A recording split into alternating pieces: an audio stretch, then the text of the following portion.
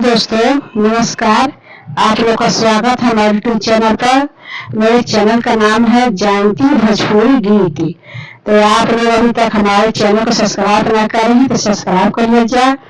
आप लोग हमारे चैनल पर जाइए, देखिए हर किस्म का गाना हमारे चैनल पर है और आप लोग सुनिए, लाइक करिए, शेयर करिए, सब्सक्राइब करिए।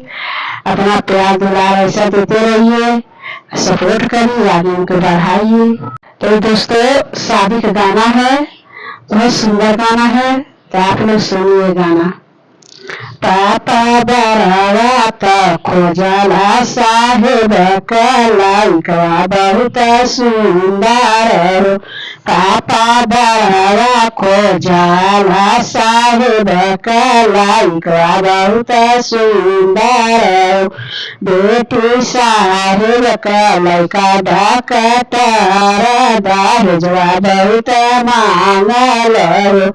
बेटी साहेब कलाइका डॉक्टर दहेजवा बहुत मांगल हो। पापा मम्मी का तिजोरी पेटी खोलिया दहेजवा दे दीवान हो। पापा मम्मी का तिजोरी पेटी खोलिया दहेजवा दे दीवान हो। चाचा बरावा तो खोजला बहुत सुंदर साहेब कलाई करान हो। चाचा बरावा तो खोजला बहुत सुंदर साहेब कलाई करान हो। बेटी साहेब कलाइका डॉक्टर दहेजवा बहुत मांगल हो। बेटी साहेब कलाइका डॉक्टर दहेजवा बहुत मांगल हो।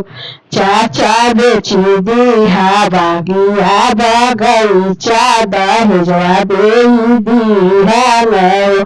चाचा बेची दिहा बाग बगीचा दहेजवा दे दीवान हो। भैया बरावा तो खोजला बहुत सुंदर साहेब कलाई करान हो। भैया बरावा तो खोजला बहुत सुंदर साहेब कलाई करान हो। बहिनी साहेब कलाइका डॉक्टर दहेजवा बहुत मांगल हो। बहिनी साहेब कलाइका डॉक्टर दहेजवा बहुत मांगल हो। भैया बेची दिहा तुम्हें खेती दहेजवा दे दीवान हो। भैया बेची दिहा तुम्हारी खेतिया दहेजवा दे दीवान हो।